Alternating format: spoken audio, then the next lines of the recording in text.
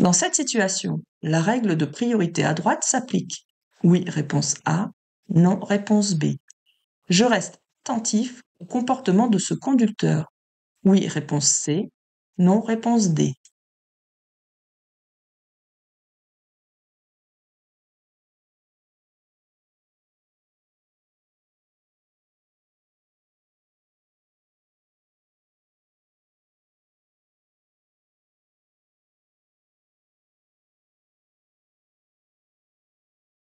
Il y a bien quelque chose qui vient de la droite, mais on ne voit pas de balise d'intersection comme ici, donc c'est pas détecté comme une intersection, et on voit bien que c'est un chemin de terre. D'ailleurs, il n'y a rien qui a été fait, il n'y a pas d'aménagement qui a été fait pour tourner ou pour sortir. Donc c'est un chemin de terre. Un chemin de terre n'est pas prioritaire. Donc ce véhicule-là n'a pas à passer. Donc c'est pas la règle de priorité à droite qui s'applique ici, hein. C'est moi qui suis prioritaire. Donc c'est réponse B. Est-ce que je reste attentif au comportement de ce conducteur? Oui, toujours. Faut toujours rester attentif. Lui, il peut croire peut-être qu'il a le temps de s'insérer et il va peut-être décider de s'insérer. Ou peut-être qu'il n'est pas très attentif et qu'il vous a pas vu arriver non plus. Donc, dans les questions qu'on vous pose là ici, il faut toujours vous dire, je fais toujours attention à l'autre et je me méfie toujours du comportement de l'autre, dans tous les cas de figure. Donc, c'était réponse B, C. Bon, j'espère que ceux qui ont passé les examens dernièrement, comme par exemple le bac, j'espère que ça s'est bien passé pour vous. Je tiens aussi à vous rappeler que sur les vidéos de début d'année, n'oubliez pas que les documents d'assurance maintenant ne sont plus obligatoires dans la voiture. Donc si vous tombez sur une question comme ça qui vous dit l'inverse, c'est parce que c'était avant la réforme. Ça y est, on rentre en été. J'espère qu'on aura du soleil, parce qu'il y en a un peu marre de la pluie, je sais pas vous, mais moi j'en ai un petit peu marre. Et pour ceux qui vont commencer les vacances, je leur souhaite bonnes vacances. Pendant l'été, il y aura encore des vidéos, ne vous en faites pas. En tant que cycliste désirant tourner à droite, je peux franchir ce feu rouge. Oui, réponse A. Non, réponse B. Je dois céder le passage aux autres usagers. Oui, réponse C. Non, réponse D.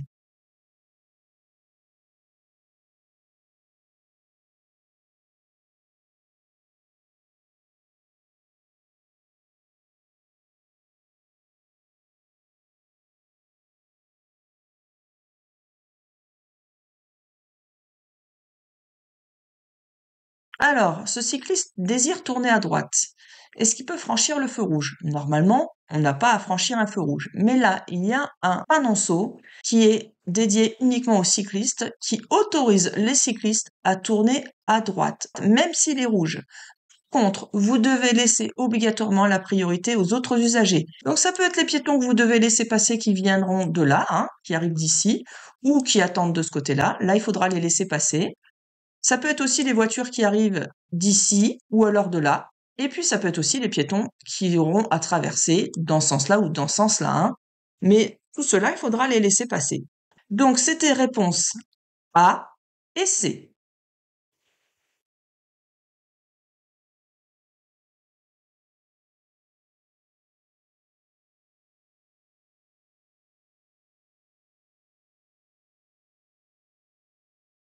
Je respecte la limitation de vitesse. Oui, réponse A. Non, réponse B. Je ralentis. Oui, réponse C. Non, réponse D.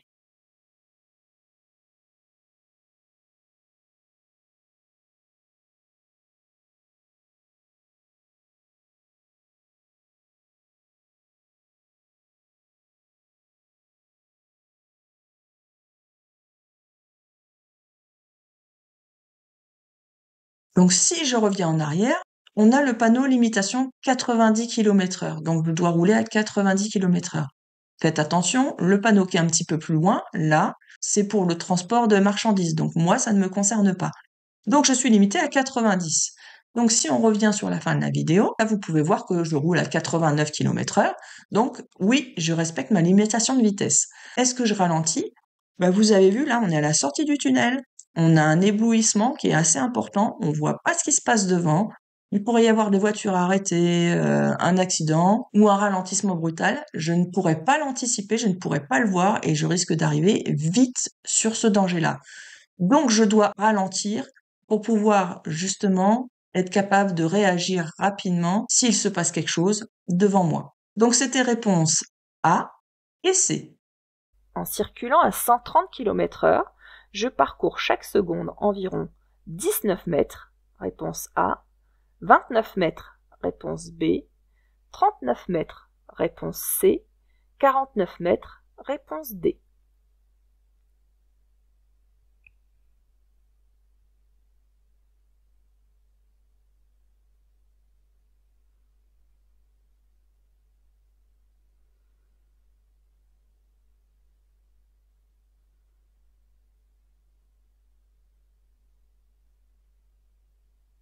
Il y a une règle rapide à retenir, c'est que si vous êtes à 130 km/h, vous prenez le chiffre des dizaines et vous le multipliez par 3. Ça, c'est ce que vous parcourez, ça, en une seconde. Voilà. Donc, 13 fois 3, ça fait 39. Alors, si vous n'êtes pas fort en maths, moi, je vous conseille de faire une petite fiche et puis de connaître votre distance que vous parcourez pendant une seconde, hein, d'accord, vous le calculez à la maison, vous le mettez sur une fiche, et vous calculez, vous devez le savoir pour si vous circulez à 30 km/h, si vous circulez à 50 km/h, si vous circulez à 80, à 90, à 110 et à 130. Avec ça, vous devriez vous en sortir. Vous l'apprenez par cœur, donc une petite révision, une fois le matin, une fois le soir, comme je vous explique dans les petits cours. Et puis, ça va rentrer et vous le saurez sans problème. Parce que le but, c'est de répondre en 20 secondes. Alors, si vous n'êtes pas fortiche en maths, 20 secondes, ça passe très très vite. Et là, vous êtes perdu, vous répondez au hasard. Dans ce cas-là, apprenez par cœur. Vous cassez pas la tête, apprenez. Donc là, c'était 39 mètres, donc réponse C. Pour respecter le corridor de sécurité, je serre le bord gauche de ma voie. Oui, réponse A. Non, réponse B. Je change de voie. Oui, réponse C. Non, réponse D.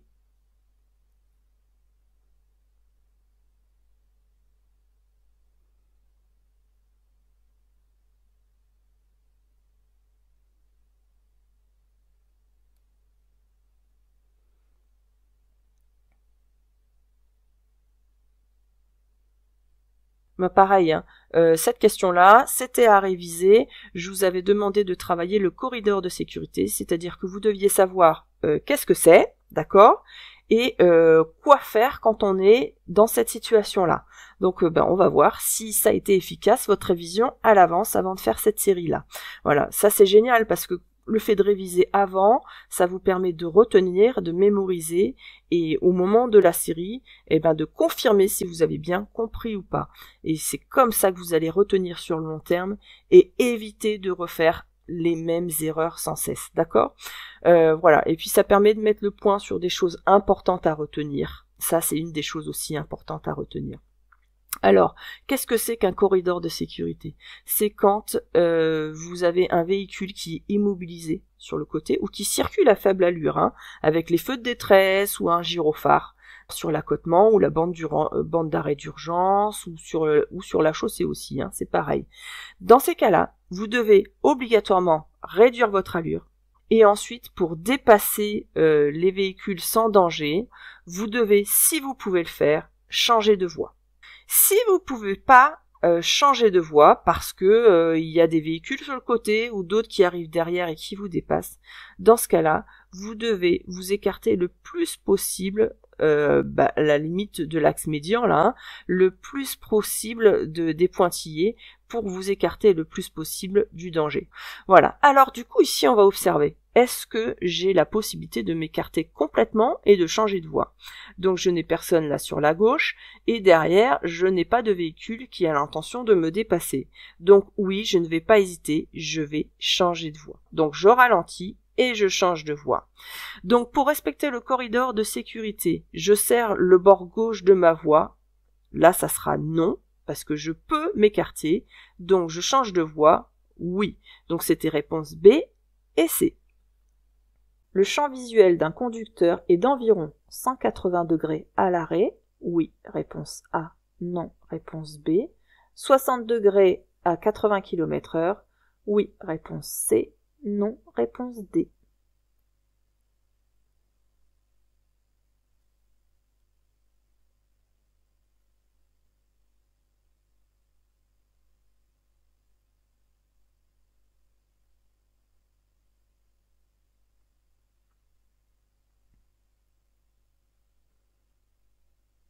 Donc je vous confirme, hein, à l'arrêt, le champ visuel, il est bien de 180 degrés. Et plus on roule, plus votre champ visuel va se rétrécir. Pourquoi ? Parce que plus la vitesse augmente, plus le conducteur doit porter son regard loin. Et parce qu'avec la vitesse de défilement, les images sur les côtés là, elles s'accélèrent. Donc on est incapable de capter réellement correctement les images qui sont sur les côtés. Le cerveau, lui, il doit faire un tri. Il peut pas gérer le défilement trop rapide sur les côtés et ce qui se passe au loin. Donc on va faire un tri, on va voir ce qui se passe au loin. Et plus vous allez rouler vite, plus le champ visuel ici va se rétrécir. Là, il est bien en effet de 60 degrés à 80 km/h et il va se réduire encore de moitié, donc 30 degrés quand vous serez à 130 km/h. Donc ici, c'était réponse A et C parce que les deux propositions étaient bonnes. Réponse A et C. Le marquage au sol m'aide à évaluer l'espace de sécurité. Oui, réponse A. Non, réponse B. Je suis à plus de 2 secondes du véhicule devant moi. Oui, réponse C. Non, réponse D.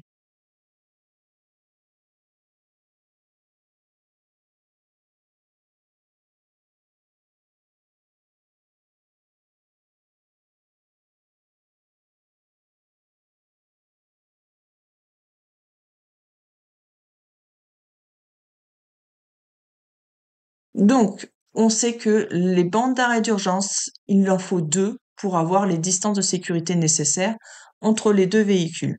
Donc, évidemment, ça m'aide à évaluer l'espace de sécurité. Est-ce que je suis à plus de 2 secondes du véhicule devant moi? Oui, on sait qu'avec les 2 bandes d'arrêt d'urgence, ça nous permet de maintenir les distances de sécurité. Donc, au minimum, on est à 2 secondes d'intervalle. Donc, c'était réponse A et C. L'extrémité de cette commande permet d'allumer les feux de position. Oui, réponse A. Non, réponse B.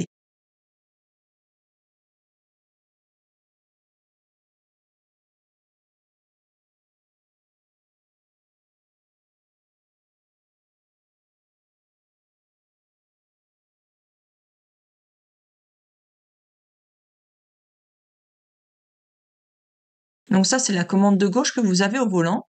Et donc, on peut voir que vous avez possibilité, là, c'est tout ce qui est éclairage. Et donc, quand vous bougez cet éclairage, là, vous voyez la petite flèche, elle est sur le 0. Donc, pour l'instant, vous n'avez pas mis de feu sur votre véhicule. Mais si vous montez d'un cran, vous serez en feu de position. Ça, il faut vraiment les connaître, les symboles, hein. Donc ça, c'est feu de position. Ça, ce sont les feux de croisement. Donc, si vous montez un deuxième cran, c'est feu de croisement. Sur cette voiture-là, vous avez aussi la possibilité de les mettre en automatique. Ça veut dire que la voiture va détecter, en fonction de la luminosité, la pluie, s'il y a des voitures en face aussi, et il va tout de suite adapter les feux en fonction de la situation. Pour rappel, c'est pas à l'extrémité, mais comme ça, je vous donne un petit peu d'informations supplémentaires. Ici, vous avez tout ce qui est feu de brouillard. Donc, feu de brouillard avant et feu de brouillard arrière. Il faut les connaître par cœur, hein. Donc, j'insiste un peu, je prends du temps pour ça. Surtout pour les nouveaux, ça, vous devez le savoir par cœur. Donc, c'était réponse A. Un incendie se déclare. Il est préférable d'attendre des secours. Réponse A. De sortir les blessés. Réponse B.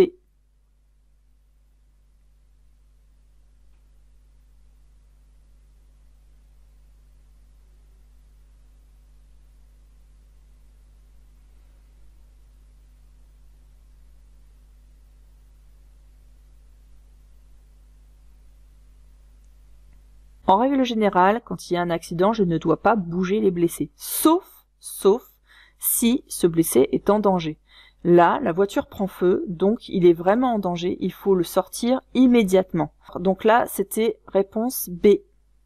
Je circule actuellement à 33 km/h. Oui, réponse A. Non, réponse B.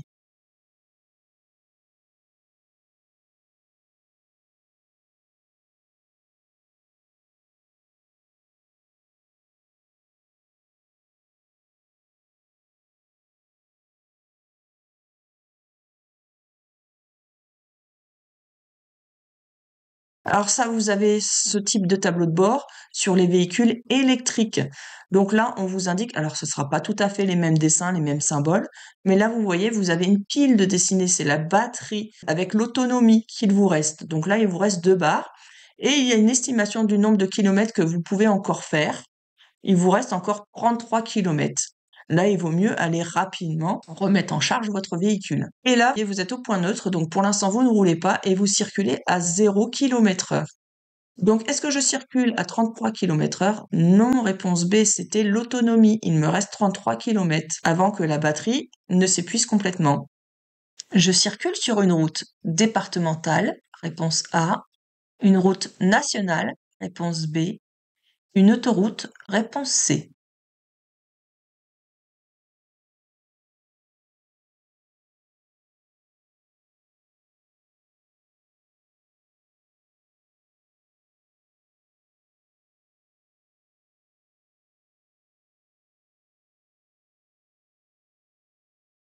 Alors, ici, vous avez une borne avec un chapeau qui est rouge.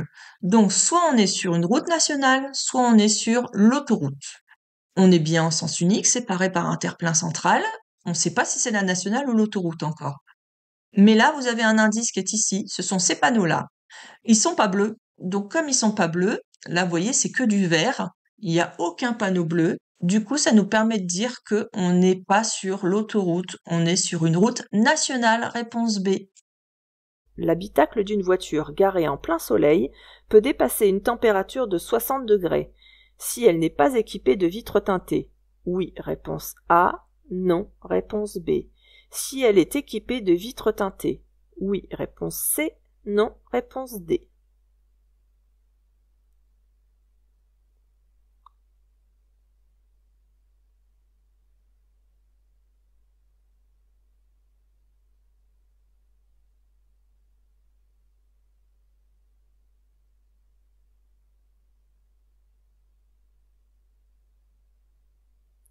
Alors il faut savoir que par exemple, si on atteint presque les 35-40 degrés, en 10 minutes à l'intérieur de la voiture, on peut atteindre les 60 degrés. C'est énorme.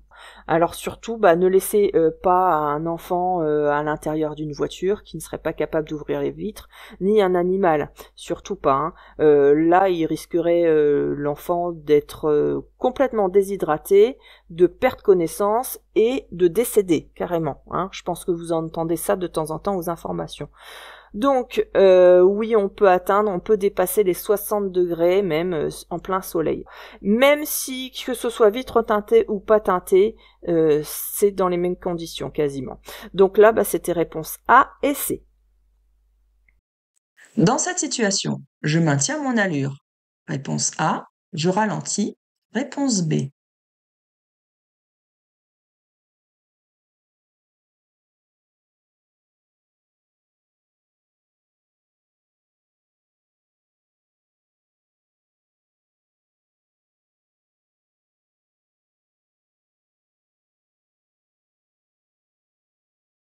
On peut voir qu'on rentre dans une zone 30, donc je dois être limité à partir de ce panneau-là à 30 km/h.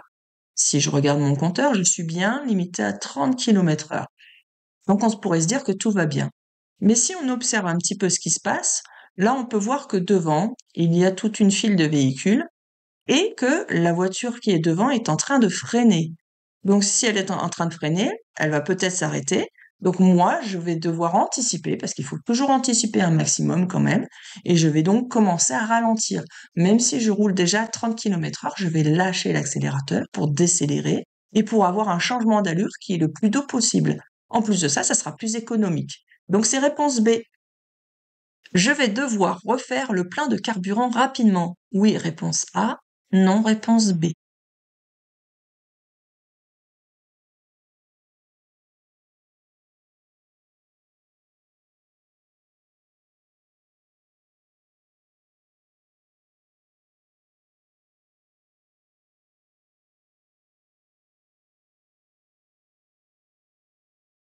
Alors ça, c'est le réservoir de l'AdBlue. Faut pas confondre avec votre réservoir à carburant. Alors pour simplifier, l'AdBlue, c'est que pour les véhicules diesel. Donc ça permet de convertir l'oxyde d'azote, qui est toxique, en vapeur d'eau et puis en azote qui est inoffensif. Donc ça permet de préserver l'environnement. C'est de l'eau déminéralisée et de l'urée. Donc c'est injecté dans les gaz d'échappement et donc ça permet, comme je vous ai dit tout à l'heure, de réduire les émissions d'oxyde d'azote et donc de polluer moins. Et donc ce réservoir, comme je vous disais, c'est pas pour l'essence ou le diesel à remplir, c'est pour l'AdBlue celui-ci. Donc vous faites pas avoir. Donc c'était réponse B. La motorisation hybride d'une automobile combine une source d'énergie thermique avec une source d'énergie électrique. Vrai, réponse A. Faux, réponse B. Ce système permet de diminuer de 10 à 30% la consommation des véhicules. Vrai, réponse C. Non, réponse D.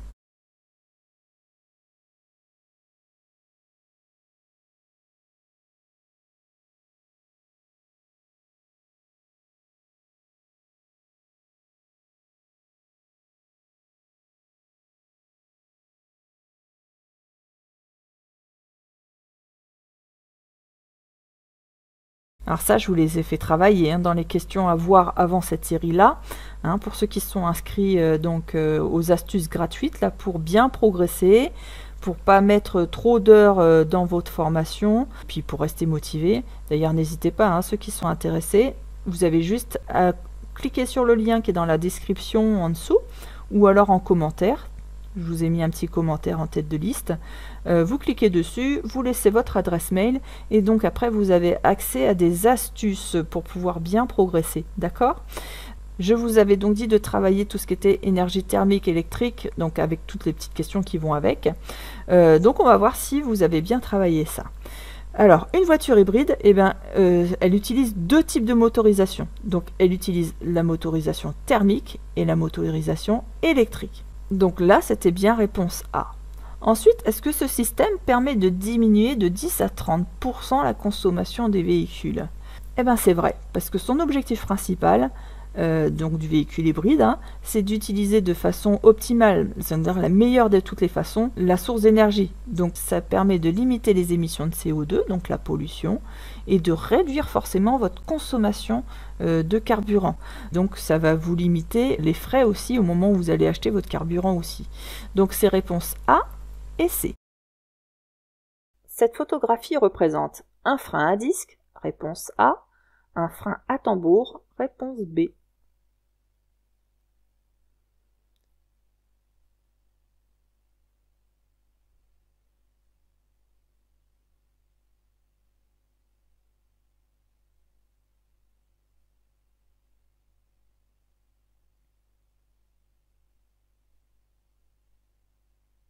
Alors, ici en fait c'est un frein à disque. Alors comment savoir? C'est comme si en fait c'était une roue de vélo, vous savez? On compare ça à une roue de vélo. Et sur le vélo, quand vous freinez, vous avez donc la roue, vous avez deux patins là ici qui freinent. Ça se resserre, voilà, hop, et puis ça va serrer votre roue, d'accord? Sauf que là, c'est quand même un peu plus important pour une voiture. Les patins ça suffit pas, il faut deux gros disques comme ça, il y en a un ici. Et puis il y en a un de l'autre côté de ce disque-là, qu'on voit pas, mais vous avez un système de freinage comme ça. Donc ça, c'est le frein à disque, d'accord? Ça ressemble à un disque. Ensuite, vous avez le freinage à tambour. Alors à pas confondre avec celui-ci. Donc en fait, cette partie-là que vous voyez ici, là, ça, les deux mâchoires qui sont là, donc vous avez un frein ici et un freinage ici. Bon ça en fait c'était mis à l'intérieur, donc en fait vous avez votre freinage qui est là, vos freins qui sont ici, ok? Et quand vous allez serrer, ça va pousser les freins, là ça va les écarter, donc ça va les pousser contre cette paroi qui est ici, et donc ça va serrer votre, parce que ça tourne en même temps que la roue, donc quand vous allez serrer ça, ça va ralentir, ça va freiner votre roue, ok? Le freinage est quand même moins efficace avec ce système de frein à tambour. On peut s'imaginer que ça c'est comme un tambour, donc ça c'est moins efficace que les freins à disque. Donc là, ici, sur cette photographie, c'est bien un frein à disque, réponse A.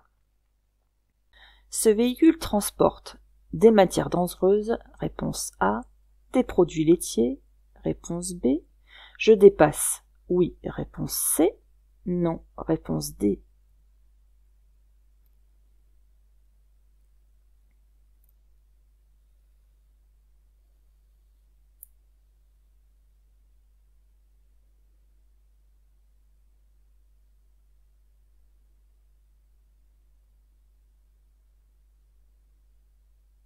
Si on observe ce véhicule, je vous l'ai mis un petit peu en zoom sur le côté pour voir un peu mieux, il possède une plaque orange, ce qui signifie que c'est transport de matières dangereuses.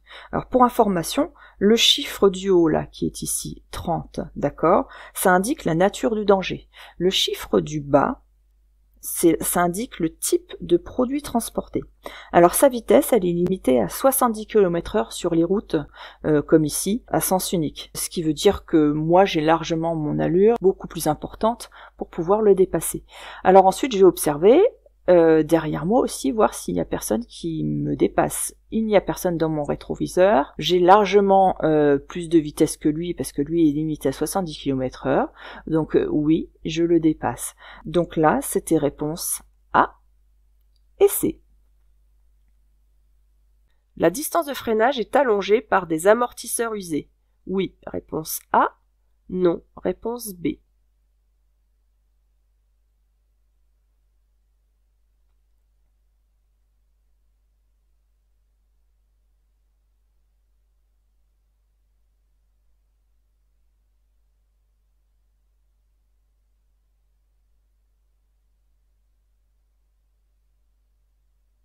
Alors, un amortisseur, qu'est-ce que c'est? Bon, c'est une sorte de ressort que vous avez ici, là, hein, derrière.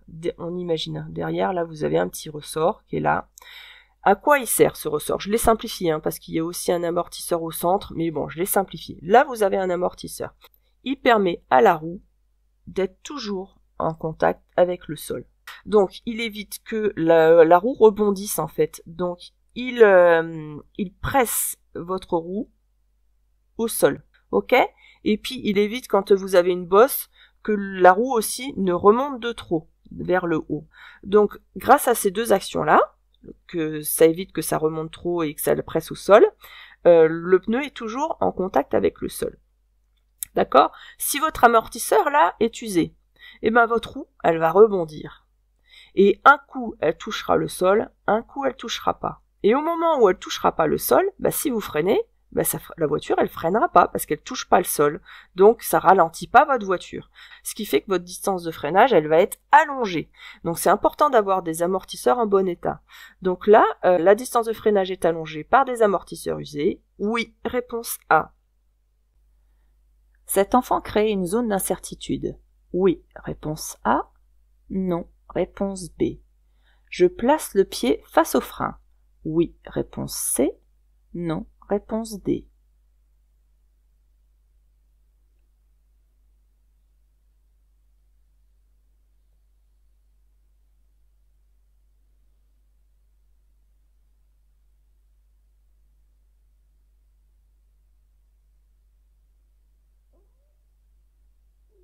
Une zone d'incertitude, c'est une zone dans laquelle on ne sait pas comment la situation va évoluer. Alors, nous, on avance un petit peu vers l'avant, et ce garçon-là, bah, manifestement, il est en train de courir.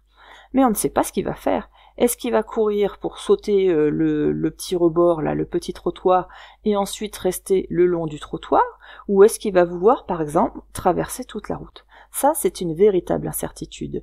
Donc oui, je suis dans une zone d'incertitude à cause de cet enfant-là. Donc réponse A. Est-ce que je place le pied face au frein? Bah, bien entendu, hein, parce que là, c'est un danger imminent, immédiat. Donc tout de suite, je n'attends pas de savoir ce qu'il va faire, parce que si c'est à cet endroit-là que je commence à comprendre qu'il veut traverser, moi entre-temps j'aurai avancé, et mon véhicule a de l'allure, il va mettre de la distance pour s'arrêter. Donc dans tous les cas, je place mon pied face au frein, et je commence même à ralentir au cas où. D'accord? Donc ici c'était réponse A et C. Pour stationner sur cet emplacement, je dois payer. Oui, réponse A. Non, réponse B. À poser un disque de stationnement. Oui, réponse C. Non, réponse D.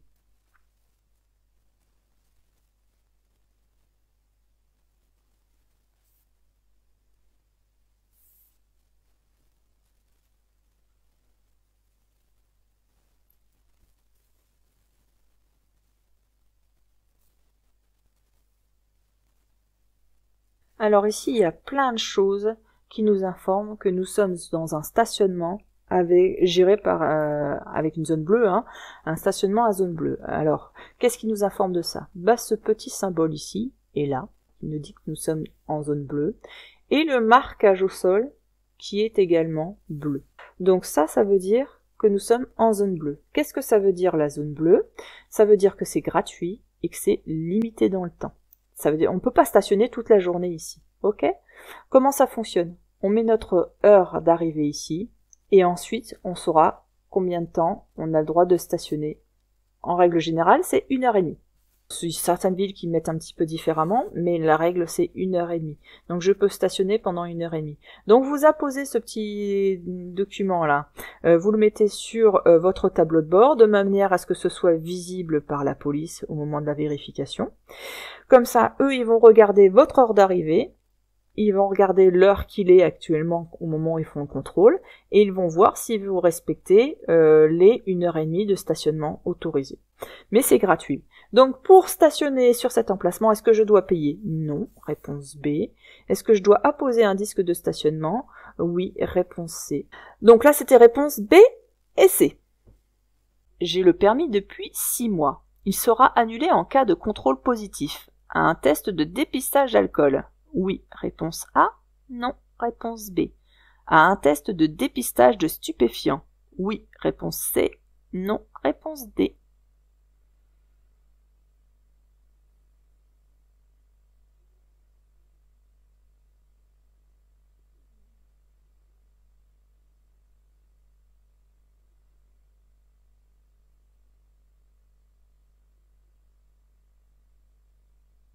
Alors, eh bien, il faut savoir qu'un jeune conducteur, il est en infraction dès qu'il va dépasser 0,2 grammes par litre de sang. Et donc, il va perdre automatiquement 6 points à apprendre par cœur, parce que ça, vous avez remarqué, vous l'avez souvent dans vos questions. Donc si vous avez même un doute, vous vous rappelez, vous mettez sur la petite fiche, comme je vous conseille dans les astuces, et puis ensuite vous la prenez un petit peu le matin, un petit peu le soir, c'est pas grand chose, et puis c'est comme ça qu'on retient bien. Et ensuite on fait plus d'erreurs. Voilà. Et donc c'est la même chose si vous consommez des stupéfiants aussi. Donc la première année, comme je ne possède que 6 points, bien je n'ai plus de permis. Du coup, mon permis sera annulé. Donc là, c'était réponse A et C. Le feu tricolore ne fonctionne pas. Je suis prioritaire. Oui, réponse A. Non, réponse B.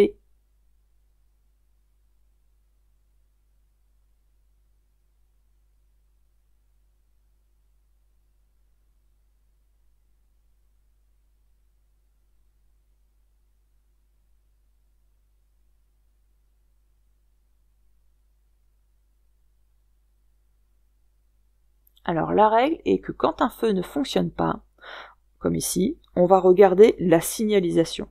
Donc on va regarder les panneaux et les marquages au sol. Bon là c'est assez rapide parce qu'on a ce panneau là qui nous dit que nous sommes sur une route à caractère prioritaire.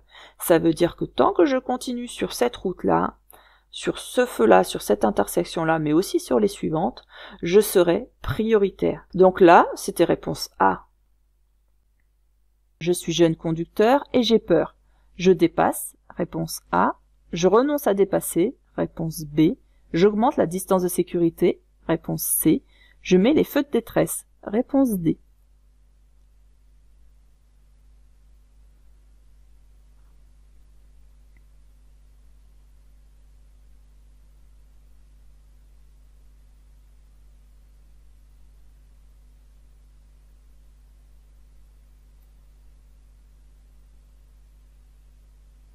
C'est vrai que quand on est jeune conducteur, on a très vite assez peur. Là, il y a beaucoup de trafic. Vous avez vu le sol, là, il est bien verglacé. D'ailleurs, on est en vigilance orange, neige, verglas. Donc ça, ce sont des situations qui sont pas évidentes. Si j'ai peur, je dois m'écouter. Ça veut dire que je pense ne pas avoir les capacités pour bien réagir dans ces conditions-là. Dans ce cas-là, évidemment, je vais renoncer à dépasser. Et puis je vais augmenter les distances de sécurité. Comme ça me laissera plus de temps pour voir ce qui se passe, comprendre ce qui se passe, et puis réfléchir à ce que je dois faire. Donc c'est réponse B et C. Pour une efficacité optimale, il faut ajuster la ceinture de sécurité sur la clavicule, réponse A, sur le cou, réponse B.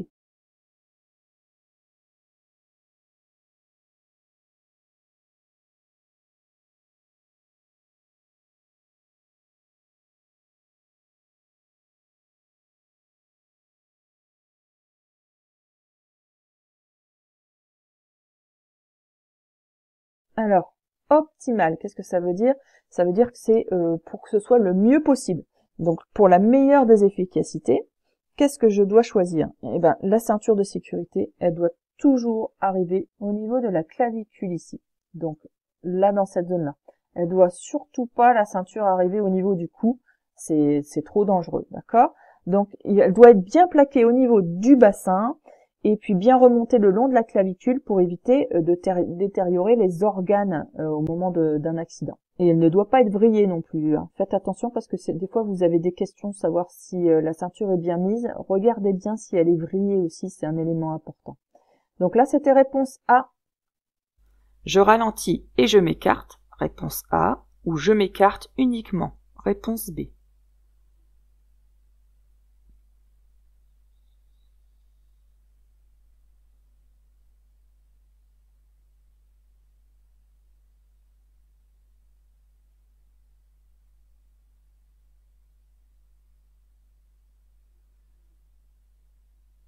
Donc on observe le marquage au sol, là, nous autorise à nous écarter franchement si on a un obstacle sur la chaussée. C'est pas une bande blanche où on doit juste franchir. Là, on peut s'écarter complètement. Le problème, c'est que on arrive sur un virage, vous voyez ici, et il n'y a pas de visibilité. On ne sait pas si un véhicule va arriver en face. En plus de ça, il y a un risque important que cette personne-là, vous avez vu, il y a de la neige, c'est un petit peu verglacé, on le voit ici. Il pourrait très bien glisser et tomber et se retrouver un petit peu au milieu de la chaussée. Donc le fait de m'écarter ne suffit pas parce que je dois pouvoir être capable de freiner pour si il chute, il glisse ou si quelqu'un arrive en face. Donc là, dans ce cas-là, je ralentis et je m'écarte, mais surtout je ralentis bien pour pouvoir être capable de m'arrêter à temps si lui tombe ou si un véhicule arrive en face. Donc là, c'était réponse A. Quelle est la meilleure installation? A. Réponse A. B. Réponse B.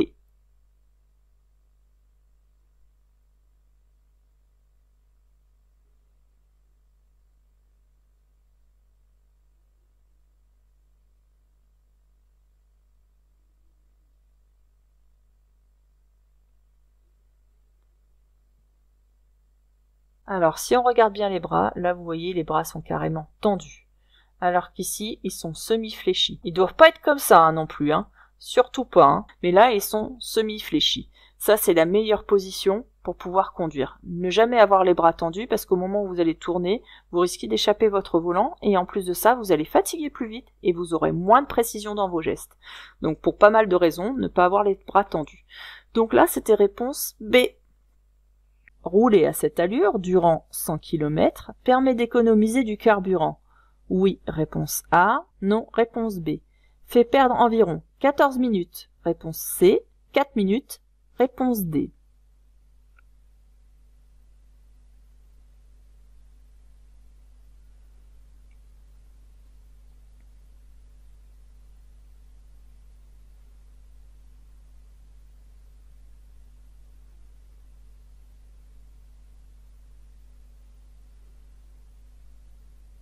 Alors, plus je vais rouler vite, plus ma consommation de carburant va être importante.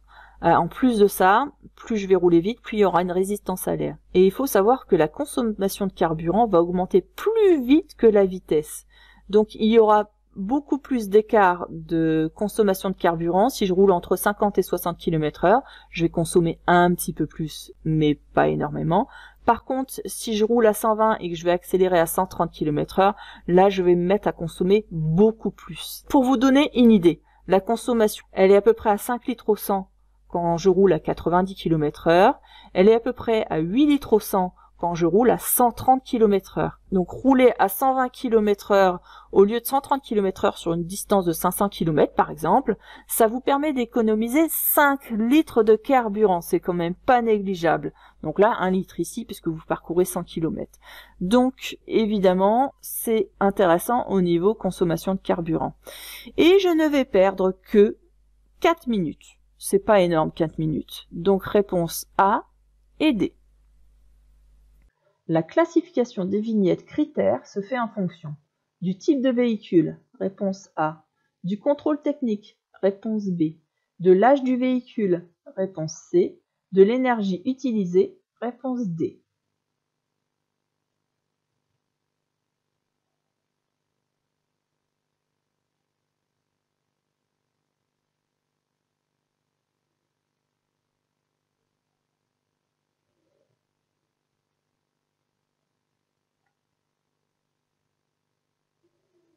Alors, vous avez vu, en fait, il y a 3 vignettes possibles. Ça va de la vignette 0, on va dire, verte, à la vignette 5. Et plus on va dans ce sens-là, plus on va vers la 5, moins le véhicule est écologique et économique. Alors, qu'est-ce que je vous montre un petit peu en fonction de quoi c'est classé, la classification.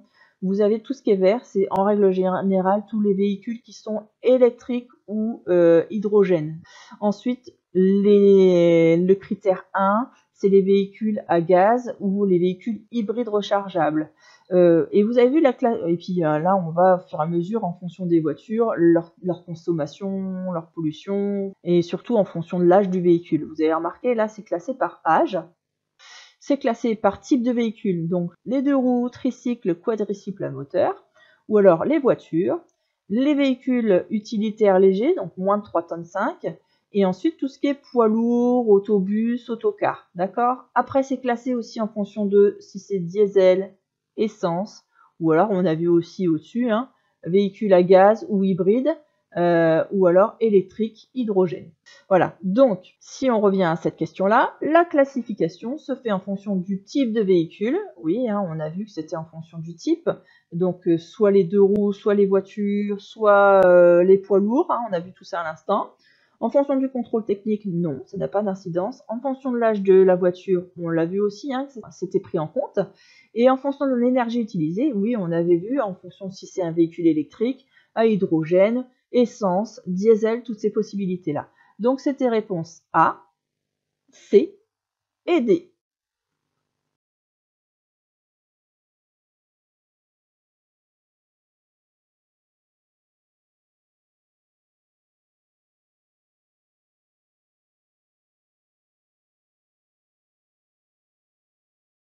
Je respecte la limitation de vitesse. Oui, réponse A. Non, réponse B.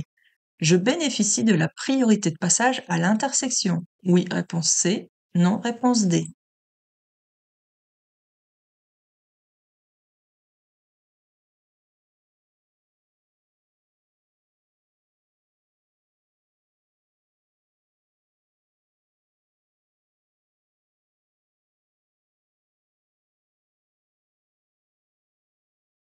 Donc pour cette vidéo, on va revenir en arrière. Je vous rappelle que le jour d'examen, vous ne pouvez pas revenir en arrière. Vous n'avez qu'une seule lecture possible. Donc il fallait bien détecter ces panneaux-là. Le panneau rond nous dit que nous sommes limités à 70 km/h et que nous aurons une priorité de passage à la prochaine intersection, seulement la prochaine intersection, sur celle qui vient.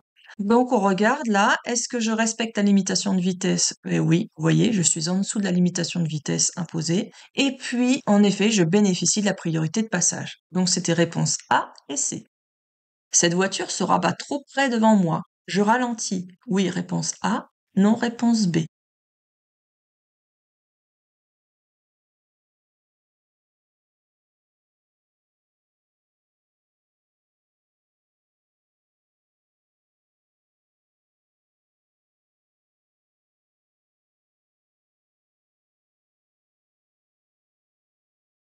Alors, là, elle se rabat et elle aura pas du tout les distances de sécurité vers l'avant. Déjà que c'est un peu juste ici. Donc là, ça sera trop dangereux si je la laisse à cette distance-là devant moi. Je vais me mettre en danger. Donc pour pouvoir circuler plus en sécurité, je vais lâcher l'accélérateur parce que là, elle va plus vite que moi, donc je n'ai pas besoin de freiner. Surtout que derrière, vous avez vu, il y a un véhicule qui arrive aussi, qui est en train de se rabattre, donc il va certainement plus vite aussi. Donc si je freine, ça peut être dangereux, mais par contre, je vais ralentir uniquement. Ça veut dire que je lâche l'accélérateur uniquement, je décélère. Ça permettra d'augmenter mes distances de sécurité vers l'avant et d'éviter d'avoir un freinage brusque par rapport à l'avant, surtout que derrière, j'ai du monde. Donc là, je vais me mettre plus en sécurité en lâchant l'accélérateur. Donc, est-ce que je ralentis? Oui, réponse A. Lors d'un accident ou d'une panne sur une route départementale, le triangle de sécurité doit être placé à une distance de 30 mètres au minimum de mon véhicule. Réponse A. 100 mètres au minimum de mon véhicule. Réponse B.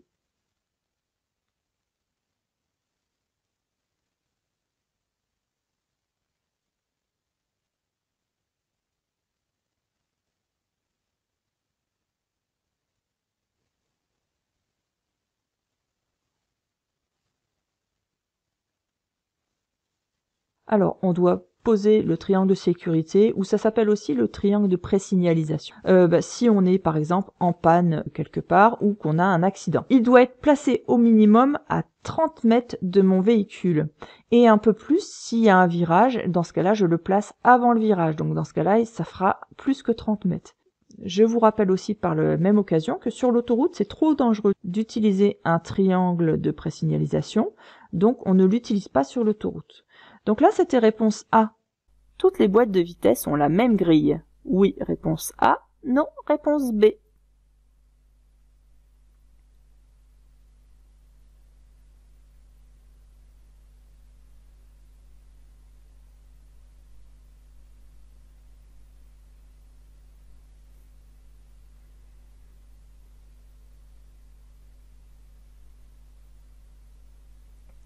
Certaines voitures ont 6 vitesses. Là, il y a 5 vitesses. Donc quand il y a 6 vitesses, la 6e, elle se trouve ici.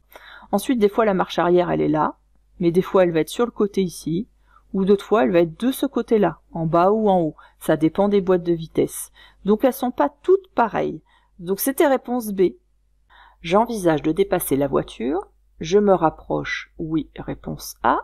Non, réponse B. Je m'éloigne. Oui, réponse C. Non, réponse D.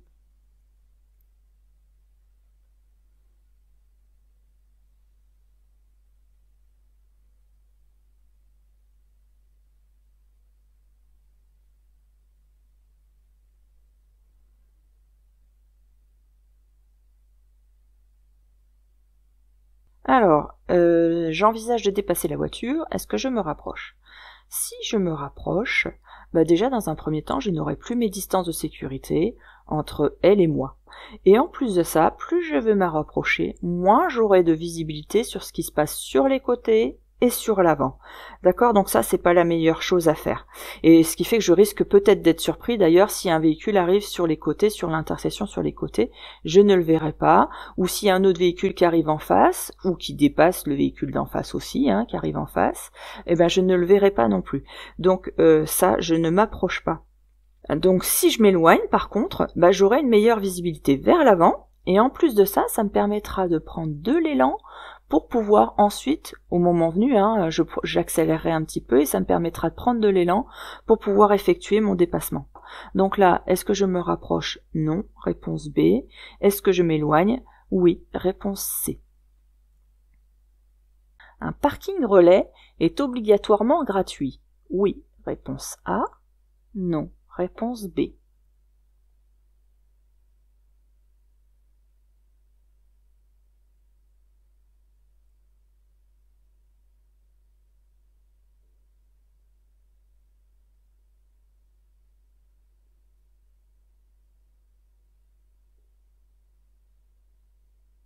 Alors, un parking relais, à quoi on le reconnaît? On le reconnaît au P plus R. Le R de relais, ou ça s'appelle aussi un stationnement incitatif. Alors c'est un espace de stationnement pour automobilistes. C'est souvent situé en périphérie d'une ville, au bord d'une ville, et c'est pour inciter les automobilistes à accéder au centre-ville par le biais de transports en commun. Ça peut être le métro, ou le tram, un train de banlieue, ou un bus. Et puis comme ça, vous allez passer la journée au centre-ville, sans encombrer le centre-ville, et vous revenez le soir pour récupérer votre véhicule. Par contre, ces parkings-là peuvent être gratuits, mais ils peuvent être aussi payants. Donc c'était réponse B, non. Ce cycliste circule sur une bande cyclable, réponse A, une piste cyclable, réponse B.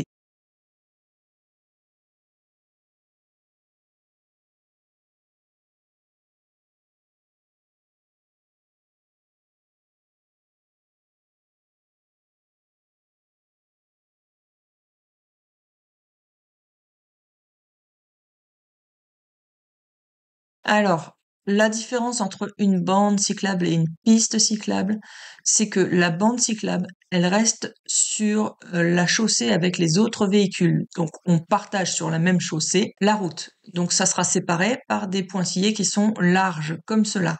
Là, c'est une piste cyclable parce qu'on est à l'écart de la voie où il peut y avoir les voitures, les poids lourds, les mobylettes. Vous êtes à l'écart de la route. Vous êtes protégé par un terre-plein, ou vous pouvez même être des fois sur le trottoir. Ça va dépendre comment c'est aménagé. Donc, c'était piste cyclable. Réponse B. Malgré ma faible allure, je continue à observer autour de moi. Oui, réponse A. Non, réponse B. Je reste serré à droite dans ma voie. Oui, réponse C. Non, réponse D.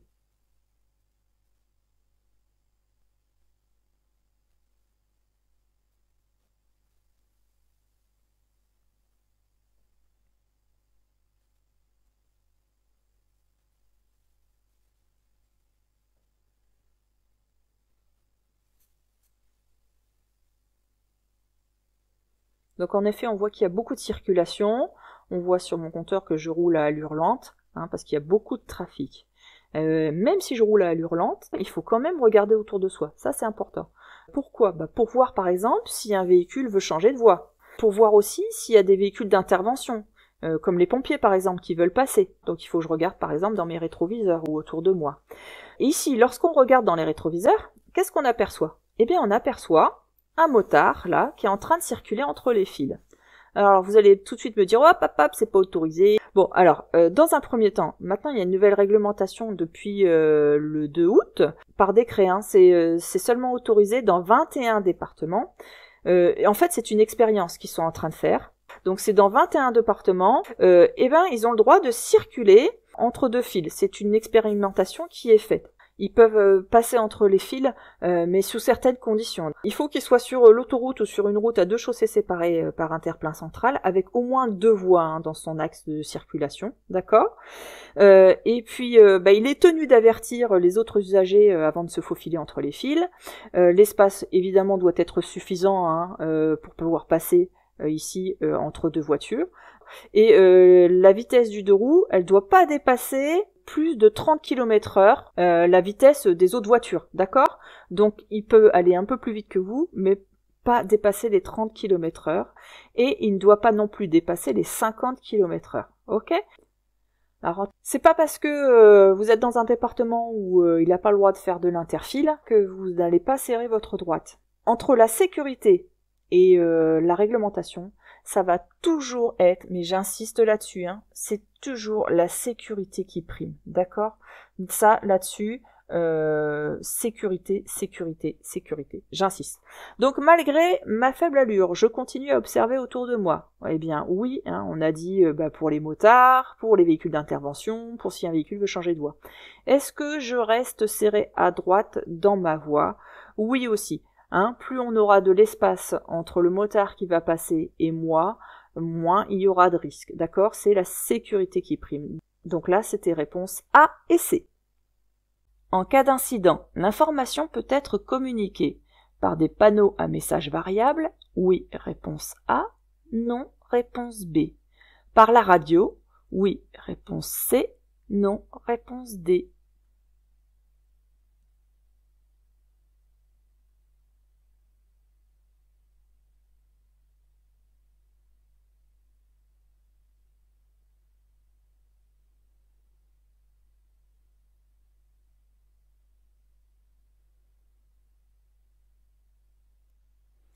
Alors il faut savoir que dans les longs tunnels, vous avez toujours des caméras d'observation pour voir s'il y a les accidents, pour gérer tout ça, avec des postes d'issue de secours ou d'appel d'urgence.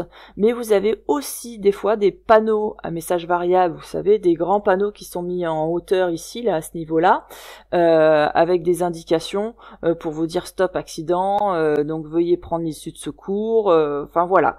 Donc vous avez des indications souvent à l'intérieur des tunnels. Mais vous avez aussi, et c'est signalé à l'entrée, ils vous mettent sur quelle onde vous devez vous mettre sur la station de radio pour trouver la radio qui émettra à l'intérieur du tunnel. Alors, ça n'émettra pas votre station de radio préférée, ça sera uniquement une radio qui est destinée à l'information qu'il y aura dans le tunnel pour vous prévenir en cas d'accident. Donc là, en cas d'incident, l'information peut être communiquée par des panneaux à messages variables, oui, et par la radio, oui aussi. Donc c'était réponse A et C. Je suis à bonne distance de la voiture grise. Oui, réponse A, non, réponse B.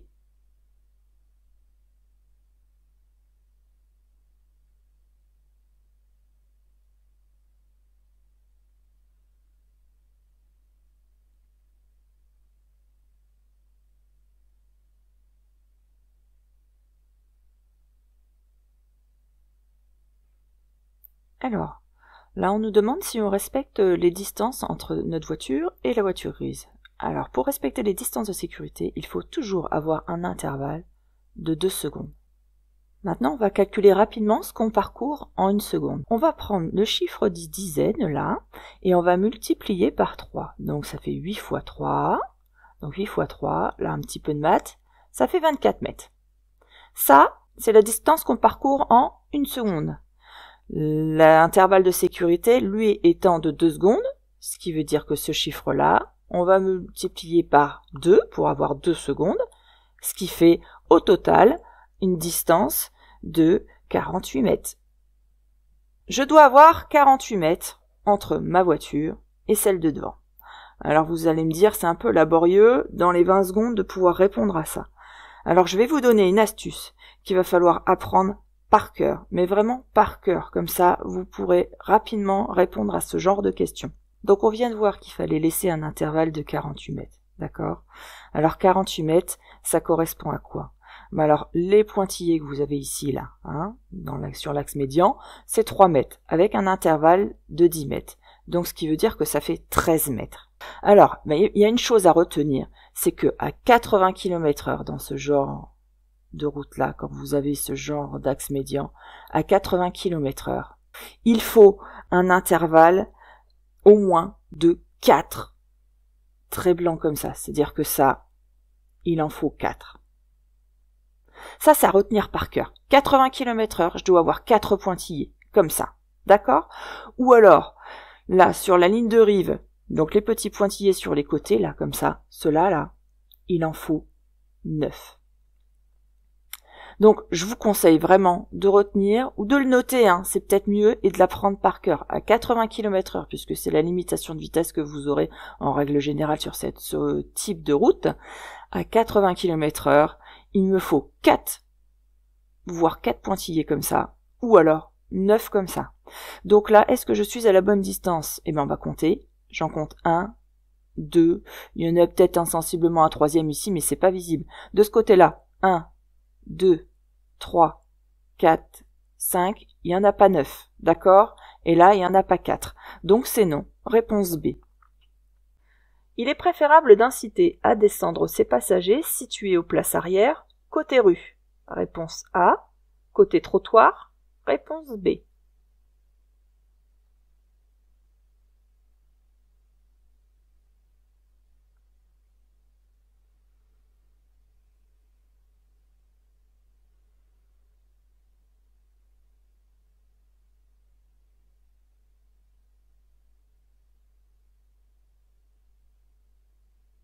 Alors, il est toujours conseillé de faire descendre les gens du côté trottoir pour éviter tout risque d'accident ou de faire ralentir la circulation ou de leur faire un coup de volant et qui pourrait heurter le véhicule d'à côté.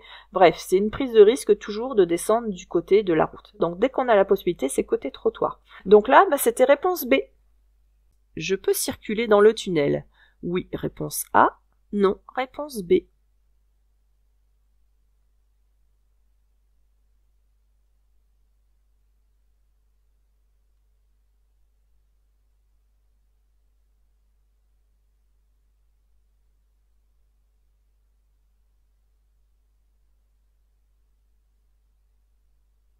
Alors, si on observe la signalisation, on voit qu'il y a une interdiction pour tout ce qui est transport en commun ou transport de marchandises de plus de 3,5 tonnes. Donc tout ça, ça ne me concerne pas. Alors, après, qu'est-ce qu'on observe? On voit que les feux de la barrière clignotent à gauche et à droite. Qu'est-ce que ça veut dire? Ça veut dire que la barrière qui est ici et là va se baisser pour empêcher, interdire de rentrer dans le tunnel. Pourquoi? C'est peut-être parce qu'il y a eu soit un accident à l'intérieur, soit un début d'incendie. Dans tous les cas, il faut pas rentrer dans le tunnel pour permettre aux pompiers de pouvoir intervenir, d'accord, et éviter le risque de suraccident, parce que s'il y a, vous êtes dans le noir, donc déjà les différents véhicules peuvent se taper, mais aussi pour éviter la propagation du feu entre les différents véhicules. Quand c'est comme ça, souvent, dans les grands tunnels, vous avez des barrières ou des feux qui vous interdisent de vous engager dans ce tunnel. Donc là, la barrière va se baisser dans quelques secondes. Donc je ne peux pas circuler dans le tunnel. Donc là, c'était réponse B. Est-ce que je peux circuler? Non. Réponse B.